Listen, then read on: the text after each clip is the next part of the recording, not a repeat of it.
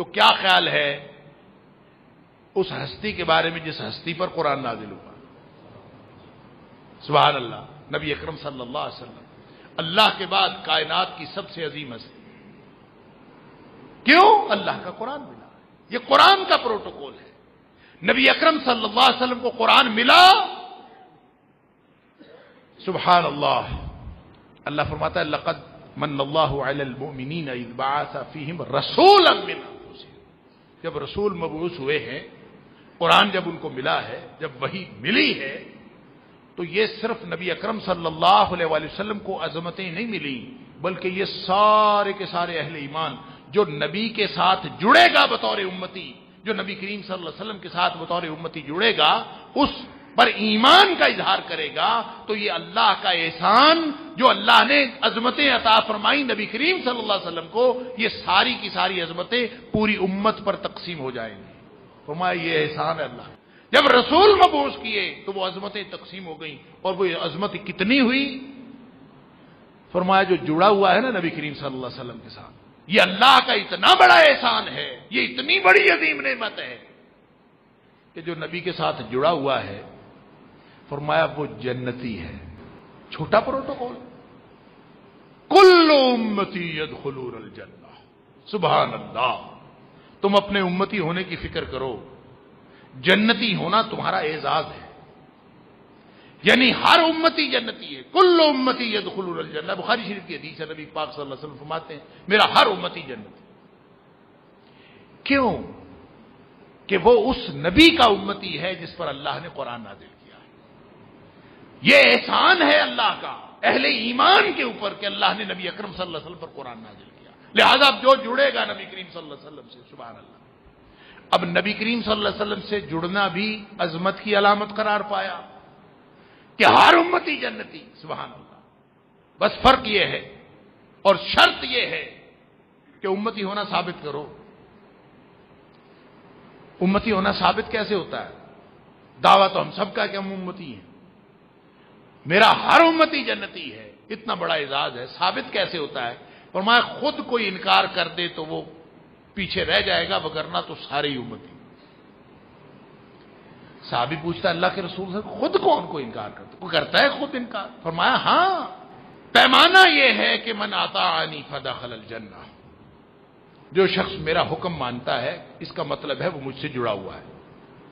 یہ پیمانہ، جو میرا حکم مانتا ہے، جو میری بات مانتا ہے، اس کے سامنے ساری دنیا کی باتیں آتی ہیں، ساری دنیا کے نظریے آتے ہیں، ساری دنیا کی کتابیں آتی ہیں، ساری دنیا کے فلسفہ آتا ہے، وہ کہتا ہے نہیں، میں نے صرف نبی کریم صلی اللہ علیہ وسلم کی بات، مجھے کچھ نہ بتاؤ، مجھے یہ بتاؤ مدینے والے نے کیا کہا، بس وہ یہ پوچھتا ہے۔ فرمایا من اطاعنی فدخل الجنہ، وہ ہے جنتی، وہ ہے امتی، یہ اس نے امتی ہونے کا حق ادا کیا، یہ نشانی ہے، یہ ثبوت ہے کہ وہ امتی ہے۔ اللہ ومن عصانی، اور جو بات میری نہیں مانتا کسی اور کی مانتا ہے، تو کہتا رہے کہ میں امتی ہوں، کہتا رہے کہ میرا نبی کریم صلی اللہ علیہ وسلم سے بڑا تعلق ہے، اگر وہ بات نبی کریم صلی اللہ علیہ وسلم کی نہیں مانتا، کبھی کسی کا حوالہ، کبھی کسی کا حوالہ، کبھی مشرق کا حوالہ، کبھی مغرب کا حوالہ، فلاں کتاب میں لکھا ہے، فلاں نے یہ بات کہی ہے، فلاں بزرگ نے فرمایا ہے، فلاں فلسفی نے یہ کہا ہے، فلاں حکیم اور دانا کا قول ہے، حوالے یہ دیتا ہے، بات میری نہیں مانتا، تو فرمایا وہ پھر امتی تو نہیں ہے نا، پھر گویا اس نے امتی ہونے سے انکار کر۔ اللہ، تو یہ اعزاز ہے جو قرآن کی وجہ سے ملتا ہے، جب کوئی شخص جڑ گیا نبی کریم صلی اللہ علیہ وسلم سے، وہ بھی اعزاز پا گیا، اور جو قرآن سے جڑ جائے ڈائریکٹ، تو ایک ہی بات ہے، صاحب قرآن سے جڑا یا قرآن سے جڑا، عظمت اور ترقی اور عروج یہ اس کا مقدر ہے۔ اللہ اکبر۔ ایک دن نبی کریم صلی اللہ علیہ وسلم باہر تشریف لائے، آپ نے صحابہ کرام سے، بیٹھے ہوئے تھے صحابہ کرام، آپ نے فرمایا ابشروا ابشروا، خوش ہو جاؤ، خوش ہو جاؤ میرے ساتھ، خوشخبری۔ اللہ کے رسول صلی اللہ علیہ وسلم کیا خوشخبری؟ فرمایا تم گواہی نہیں دیتے کہ اللہ کے علاوہ کوئی الہ نہیں، اور تم گواہی نہیں دیتے کہ میں محمد کریم صلی اللہ علیہ وسلم کو اللہ کا رسول بنا کے بھیجا گیا، گواہی نہیں دیتے۔ صحابہ نے کہا گواہی دیتے ہیں۔ تو گویا یہی تو اعزاز ہے، یہی تو خوشی کی بات ہے، یہی تو خوشخبری کی بات ہے۔ پھر آپ نے ایک طریقہ بتایا، ایک ٹول بتایا، عظمت کیسے حاصل کرنی، یہی خوشی کی بات، یہی مقام ہے۔ فرمایا ان ھذا القرآن سبب، یہ جو قرآن ہے نا یہ رسی ہے، طرفہ بید اللہ و طرفہ بایدیکم، اس کا اس رسی کا ایک سرا اللہ کے ہاتھ میں ہے، ایک سرا تمہارے ہاتھ میں۔ سبحان اللہ، نبی کے ساتھ جڑنا کیا اعزاز قرار پایا، اور اب معاملہ ہے اللہ کے ساتھ جڑنے کا۔ نبی سے جڑنا، صاحب قرآن سے جڑنا بھی قرآن سے جڑنا ہے، صاحب قرآن سے جڑنا بھی اللہ سے جڑنا ہے۔ لیکن اب کوئی شخص قرآن سے جڑتا ہے، کوئی فرق نہیں صاحب قرآن اور قرآن کا، سبحان اللہ۔ تو فرمایا جو جڑ گیا فتمسکوا بہ، اب ایک سرا اللہ کے ہاتھ میں ہے، ایک سرا تمہارے ہاتھ میں ہے، تو جس سے سرا چھوٹ گیا وہ تو گر گیا، اور جس نے سرا پکڑ لیا فرمایا فتمسکوا بہ، امتیو جڑ جاؤ اس قرآن کے ساتھ، اس سے تمسک اختیار کرو، کیا ہوگا؟ عظمتیں مل جائیں گی، سبحان اللہ۔ فرمایا دو گارنٹیاں ہیں، اگر قرآن سے جڑ جاؤ گے تو دو گارنٹیاں ہیں۔ ایک گارنٹی تو یہ ہے کہ لن تہلکوا ولن تضلوا بعدہ ابدا، ابد الآباد تک، ہمیشہ ہمیشہ تک دو گارنٹیاں مل جائیں گی۔ ایک تو کبھی تم گمراہ نہیں ہوگے، اور ایک کبھی تم ہلاک نہیں ہوگے، برباد نہیں ہوگے، اللہ کا قرآن تمہیں تحفظ فراہم کرے گا، سبحان اللہ۔ یہ گارنٹی، یہ نبی کریم صلی اللہ علیہ وسلم کی گارنٹی۔ اب سوال یہ ہے کہ اللہ کا قرآن عظمتیں لے کے آیا، اس کو پڑھنے پڑھانے والا انسانوں میں سے بہترین قرار پایا۔ خیرکم من تعلم القرآن وعلمہ، جو اپنے آپ کو قرآن سے جوڑ لیتا ہے وہ تم میں سے سب سے بہترین ہو جاتا۔ ہم نے دیکھا کہ زمانی اعتبار سے یا مکانی اعتبار سے یا شخصی اعتبار سے جو بھی قرآن سے جڑا ہے وہ عظمت پا گیا۔ نبی کریم صلی اللہ علیہ وسلم کی عظمت سامنے ہے، جبریل علیہ السلام، باقی بھی فرشتے ہیں، لیکن جو مقام جبریل کو حاصل ہے وہ کسی اور کو نہیں۔ کیوں؟ نازل بہ الروح الامین، اس کو نازل کرنے والا، اس کو اللہ سے لے کے آنے والا جبریل ہے۔ جبریل قرآن کا حامل بنا، قرآن لے کے آنے والا بنا، قرآن کا سندیسہ پہنچانے والا بنا، فرشتوں میں سے اس کی حیثیت سب سے اعلیٰ ہو گئی، وہ سب سے عظیم فرشتہ بن گیا۔ اللہ اکبر۔ جس دھرتی پر قرآن نازل ہوا ہے اس دھرتی جیسی کوئی دھرتی نہیں، سبحان اللہ۔ وہ دھرتی ایسی ہے کہ آج بھی آپ جاتے ہیں حدود حرم میں، اللہ اکبر، کسی کو مارنا اور کسی کا قتل کرنا، کسی جانور کو مارنا تو دور کی بات، آپ کسی جانور کو ڈرا نہیں سکتے وہاں، اس دھرتی کا یہ پروٹوکول ہے۔ وہاں پہ مکھی کا شکار نہیں کیا جا سکتا، مکھی کو نہیں مارا جا سکتا، اللہ اکبر۔ یہ اس دھرتی کا پروٹوکول ہے، اور اس دھرتی کی عظمت کیوں ہے؟ یہ قرآن نازل ہوا ہے، دھرتیاں، مٹی، خاک عظیم ہو گئی، اللہ، شخصیت عظیم ہو گئی، وقت عظیم ہو گیا، اور آپ اس طرح گنتے جائیے جو قرآن سے جڑا ہے وہ عظمتیں پا گئے۔ مجھے اور آپ کو یہ ساری باتیں معلوم ہونے کے باوجود ہم پوری دنیا میں ذلیل و خوار ہیں۔ یہ امت جو حامل قرآن ہے، جن کو عظمتیں ملنی چاہیے تھی، اللہ اکبر، وہ عظیم ترین کتاب، یہ ہونے کے باوجود ہم دنیا میں ذلیل و خوار ہو رہے ہیں، کوئی وجہ تو ہے نا؟ یا تو ہم قرآن سے جڑے ہوئے نہیں ہیں، ہمارا دعویٰ جھوٹا ہے، ہم قرآن سے جڑے ہوئے نہیں ہیں، اور اگر جڑے ہیں نعوذ باللہ من ذالک، نعوذ باللہ من ذالک، کوئی اللہ کے قرآن کا دعویٰ تو جھوٹا نہیں ہو سکتا، تو جھوٹے ہم ہیں۔ ہم اگر ایمان کی بنیاد پر، ہم اگر قرآن کی بنیاد پر، نبی اکرم صلی اللہ علیہ وسلم نے فرمایا، عمر فاروق رضی اللہ تعالی راوی ہیں کہ ان اللہ تعالی یرفع بهذا الكتاب اقواما ويدع به آخرین۔ دنیا میں عروج و زوال کا فلسفہ تمہیں نہیں سمجھ آتا، تمہیں یہ سمجھ نہیں آتی کہ قومیں عروج کیوں پاتی ہیں، قوموں کو زوال کیوں آتا ہے، لوگ کبھی برسر اقتدار آتے ہیں پھر اتار دیے جاتے ہیں. پوری دنیا میں ایک سلسلہ چلا ہوا ہے، فلسفہ عروج و زوال، قانون ہلاکت اقوام اور عروج اور کامیابی کا زینہ، کامیابی کے اصول. دنیا میں کامیاب ہونا ہو یا آخرت میں کامیاب ہونا ہو، کامیابی کا زینہ تو یہ ہے، کامیابی کا اصول تو یہ ہے. ان اللہ تعالی یرفع بہذا الکتاب. اللہ تعالیٰ بہت ساری قوموں کو بلندی عطا کرتا ہے اس قرآن کی وجہ سے، وَيَدْعُ بِآخَرِينَ، اور بہت ساری قومیں زوال کا شکار ہو جاتے ہیں. ہم نے نہ دنیا کے دنیاوی مقاصد، دنیاوی اقتدار کے حصول کے لیے، نہ داخلی استحکام کے لیے، نہ خارجی استحکام کے لیے، نہ ریاست مدینہ کے قیام کے لیے نام مدینہ کی ریاست کا لیا، لیکن اللہ کے قرآن کے بغیر ہم ریاست قائم کرنا چاہتے ہیں.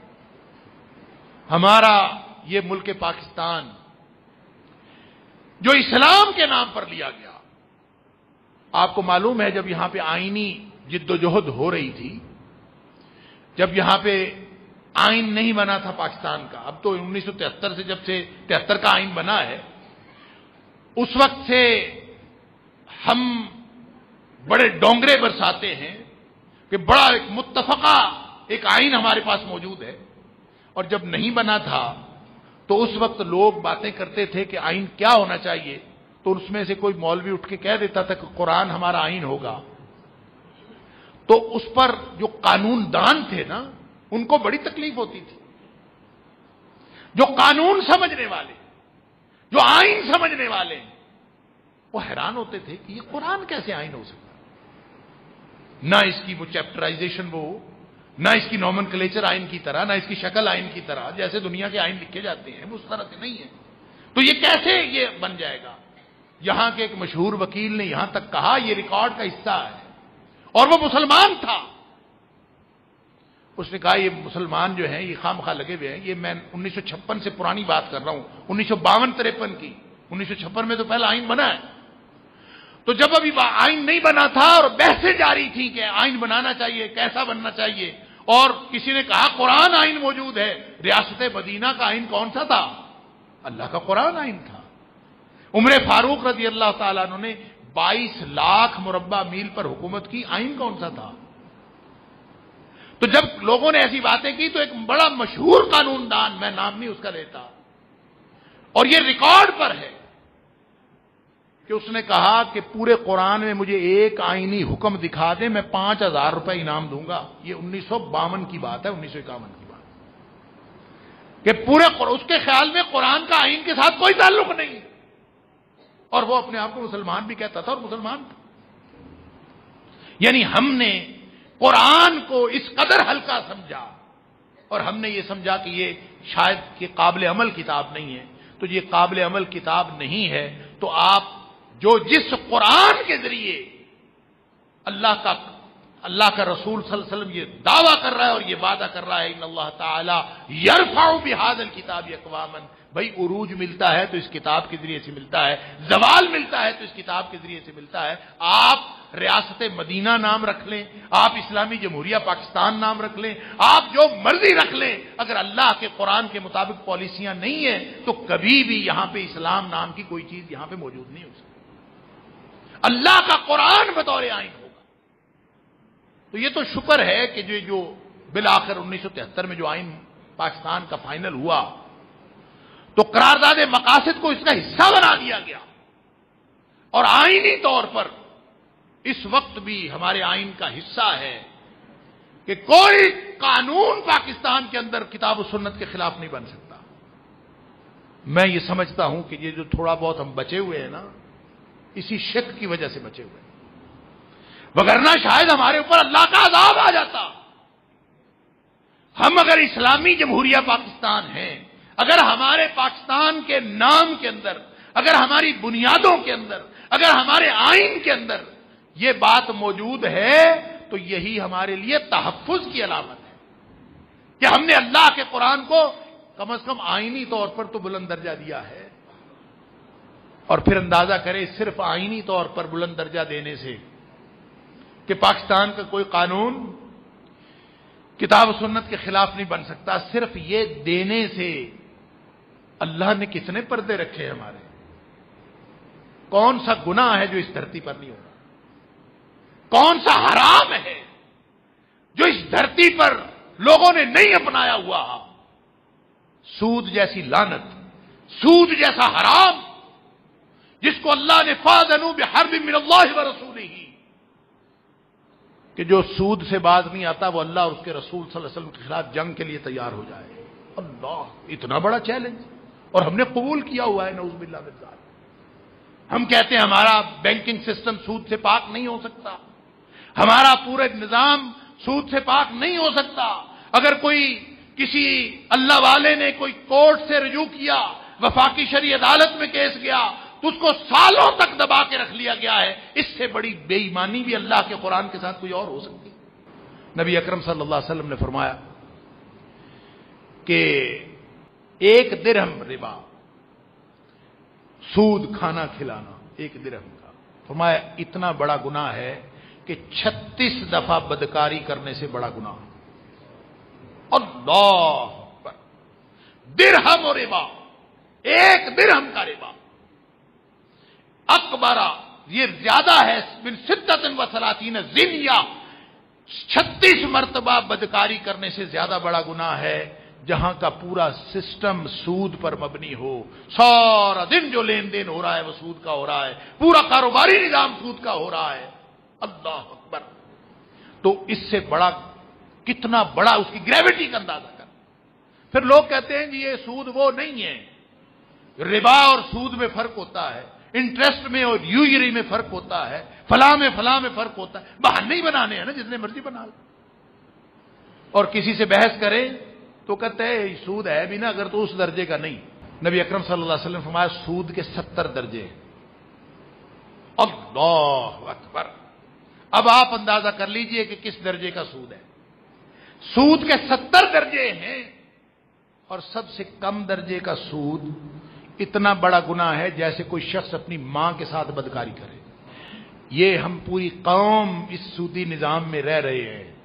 یہ اللہ کا انعام نہیں ہے کہ ہمارے اوپر پھر بھی عذاب نہیں آ رہا، یہ اللہ کی طرف سے تحفظ نہیں ملا ہوا کہ پھر بھی ہمیں تباہ و برباد نہیں ہو رہے۔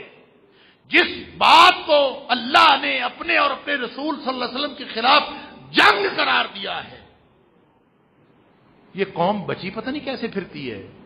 تو میں جو عرض کر رہا تھا کہ شاید یہ اس بات کی رحمت ہے اللہ کی کہ ہم نے قرآن کی عظمت کا اعتراف کم از کم اپنے آئین میں تو کیا ہے۔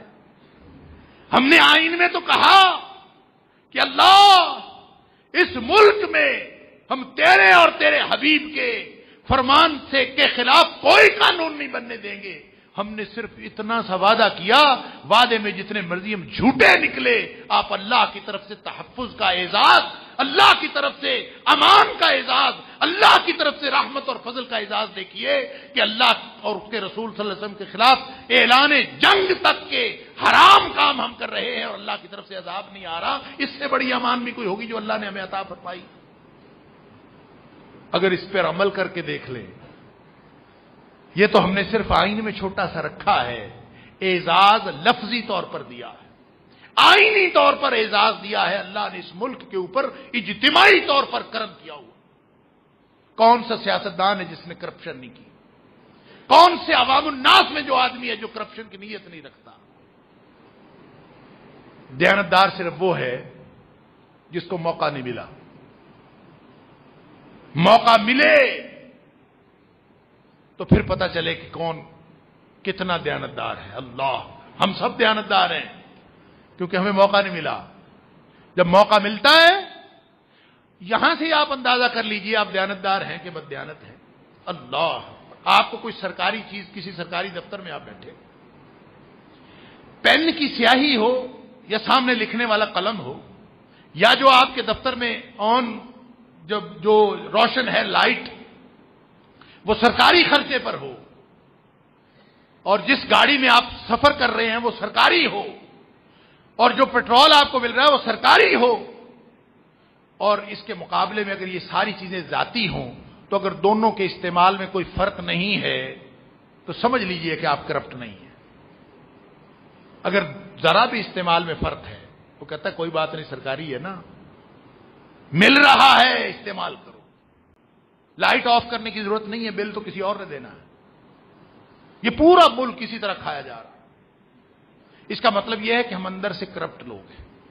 یا ایک اور مثال، آپ رات کو آدھی رات کے وقت کسی اشارے پر سے گزر رہے ہوں اور ریڈ لائٹ ہو، تو وہاں اگر قانون آپ کو رکنے پر مجبور کرتا ہے، کوئی نہیں دیکھ رہا، تو پھر بھی آپ اگر وہاں رکتے ہیں تو اس کا مطلب ہے آپ دل سے، نیت سے کرپٹ نہیں۔ اگر آپ وہاں نہیں رکتے، کوئی پوچھنے والا سپاہی کھڑا ہوتا ہے ہمارے، اگر کوئی روکنے والا ہے تو ہم رکتے ہیں، نہیں روکنے والا تو ہم تو نہیں رکتے۔ تو اس کا مطلب ہے اندر سے تو ہم بدنیت ہے، موقع ملنے کی بات، موقع رات کو مل جائے، موقع دن کو مل جائے۔ تو میں جو بات عرض کر رہا تھا وہ یہ کہ ہم نے من حیث القوم اللہ کے قرآن کی عظمت سے فائدہ نہیں اٹھایا۔ ہم نے انفرادی طور پر بھی اللہ کے قرآن سے وہ فائدہ نہیں اٹھایا جو اللہ کا قرآن جو عروج دینا چاہتا ہے ہمیں۔ یہ ھدی للناس بھی ہے، یہ بینات من الہدی والفرقان بھی ہے، یہ صرف نظری باتیں نہیں ہیں، یہ صرف اور صرف کوئی ہواؤں کی باتیں نہیں ہیں، یہ عمل کی باتیں ہیں، یہ اس دنیا میں عروج کی باتیں ہیں۔ اور پھر جو قرآن سے جڑتا ہے وہ اس کو اللہ تعالیٰ دنیا میں بھی عروج دیتا ہے، پھر اس کو اللہ تعالیٰ قبر کے سارے مراحل، پھر حشر کے سارے مراحل، اور پھر جنت میں داخلے تک قرآن اس کے ساتھ ہوتا۔ یعنی قرآن کا ساتھ کوئی چھوٹا ساتھ ہے۔ فرق یہ ہے کہ ہم نے قرآن کے ساتھ تمسک اختیار کیا ہے کہ نہیں کیا۔ اگر نہیں کیا، اور میں یہ عرض کروں یہ قرآن پڑھنا صرف تمسک نہیں ہے، اللہ تعالیٰ توفیق دے تو روزانہ کے ایک پارہ تلاوت کر لی، یہ بھی بڑی سعادت ہے، یہ بھی ثواب ہے۔ یہ دنیا کی واحد کتاب ہے کہ اس کو سوچے سمجھے بغیر پڑھیں تو بھی ثواب ہے، سوچے سمجھے بغیر سنیں تو بھی ثواب ہے۔ صرف سوچ وَاسْتَمِعُوا لَهُ وَأَنصِتُوا، کان لگا کر توجہ سے اس کو سننے کی کوشش کرنا شروع کر دیں، لعلکم ترحمون، یہ بھی اللہ کی رحمتوں کا باعث بن جاتی ہے۔ سبحان اللہ۔ صرف سننے سے، جس کے صرف سننے سے اللہ کی رحمتوں کا نزول ہو، اس کو سمجھ کر عمل کرنے سے کیا ملتا ہوگا، جس کو ہم نے چھوڑ رکھا ہے۔ کہ اگر ہم قرآن کو اپنا ساتھی بنائیں، یہ جو کبھی کبھار کا تعلق، سال بعد کا تعلق، یہ جو تعلق ہے قرآن کے ساتھ، یہ کبھی بھی قرآن کو کا ساتھ نہیں دیتا، قرآن کا ساتھ نصیب نہیں کرتا۔ وہ جو نبی کریم صلی اللہ علیہ وسلم نے فرمایا، یقال لصاحب القرآن اقرأ وارتقی، قیامت والے دن قرآن والے سے کہا جائے گا، قرآن والے سے، صاحب قرآن سے کہا جائے گا، کیا کہا جائے گا؟ اقرأ وارتقی، تو ایسا کر پڑھتا جا اور چڑھتا جا۔ اور ساتھ فرمایا ورتل کما کنت ترتل فی الدنیا، ٹھہرو اسی طرح ٹھہر ٹھہر کے پڑھنا جس طرح تم دنیا میں ٹھہر ٹھہر کے پڑھتے تھے۔ اللہ اکبر۔ کیوں؟ چڑھتا جا رہا ہے، ساتھ ساتھ پڑھتا جا رہا ہے، آہستہ آہستہ پڑھے گا تو قرآن دیر سے ختم ہوگا نا، دیر سے مکمل ہوگا نا۔ تو فرمایا ان منزلک عند آخر آیت تقرأھا، تیری منزل، تیرا مقام، تیرا محل وہاں آئے گا جہاں تو آخری آیت مکمل کرے گا، وہاں تیرا محل ہے۔ یعنی اونچائی بلندی، اونچائی بلندی، اور کتنا کو اونچا ہوگا، کتنا کو اونچا، اللہ۔ پیدل تھوڑی چڑھنا ہے وہاں پہ، کس پہ چڑھ رہا ہوگا؟ جب وہ چڑھ رہا ہوگا کوئی پیدل چڑھ رہا ہوگا، پہاڑ چڑھ رہا ہے، ساتھ پڑھتا جائے، ساتھ چڑھتا جا رہا، ایسا نہیں ہے۔ کوئی نہ کوئی لفٹ لگی ہوگی نا، کوئی زینہ لگا ہوگا نا جس پر، جنت کی ہے آخر۔ دنیا کی لفٹیں، دنیا کے زینے اس قدر تیز ہیں، اللہ اکبر۔ اور میں اکثر یہ حوالہ دیتا ہوں کہ 2006 میں گیا وہاں ملیشیا میں، اب 2006 کو بھی گزرے، آپ اندازہ کیجئے 15 سال ہو گئے، اللہ اکبر۔ تو وہاں وہ جو ان کا ٹوین ٹاور ہے کوالالمپور کا، 88 منزلیں اس کی، تو اس کے اوپر ہم چڑھنے لگے تو وہ جو آپریٹر تھا نا لفٹ والا، اس نے کہا یہ 44ویں منزل تک جانے کی اجازت ہے، اور 44ویں منزل تک آپ کو ہم جس لفٹ پہ جا رہے ہیں یہ دنیا کی تیز ترین لفٹ ہے اس وقت 2006 میں، اب پتہ نہیں کتنی آگے ہوگی۔ تو کہتے ہیں تیز ترین لفٹ ہے، اور یہ 1 سیکنڈ میں 4 فلور طے کر جاتی، 1 سیکنڈ میں 4 فلور، لہذا وہ جو 44 منزلیں تھیں وہ 11 سیکنڈ میں اس نے کر لی۔ ہم یوں اندر گئے اور یوں باہر آئے۔ اب اندازہ کیجئے کہ اگر اتنا تیز ہی کوئی زینا ہو اور انسان قرآن پڑھ رہا ہو اور ٹھہر ٹھہر کے پڑھ رہا ہو تو کتنا بلند جائے گا. اور پھر آپ تصور کریں کہ وہ جنت کا زینا ہو جس کی تیزی کا ہم اندازہ نہیں کر سکتے. وہاں تو نبی اکرم صلی اللہ علیہ وسلم نے فرمایا ہم اندازہ تو نہیں کر سکتے کہ کیا ہے، اس لیے کہ اعددت لعباد الصالحین، میں نے اپنے نیک بندوں کے لیے جو تیار کر رکھا ہے، اللہ فرماتا ہے ما لا عین رات ولا اذن سمعت، جس کو کسی آنکھ نے کبھی دیکھا نہیں، جس کان نے کبھی سنا نہیں، اور ولا خطر علی قلب بشر، کسی بشر کے دل پر کبھی خیال تک نہیں گزرا. وہاں تو وہ نعمتیں ہیں، لیکن فرمایا پھر بھی ہمارے اندازے کے لیے فرمایا ایک درجے کا فرق پڑ گیا تو وہ 100 سال کی مسافت کا فرق ہوگا. اور ایک روایت میں آیا کہ نیچے والے درجے کے جنتی اوپر والے درجے کے جنتیوں کو ایسے دیکھیں گے جیسے ہم سورج چاند ستاروں کو دیکھتے ہیں. اللہ اکبر. تو اس زینے پہ چڑھتے ہوئے اللہ فرمائے گا اقرا ورتقی، پڑھتا جا اور چڑھتا جا. اور کہنا کس کو ہے؟ حافظ قرآن نہیں ہے اس کا معنی.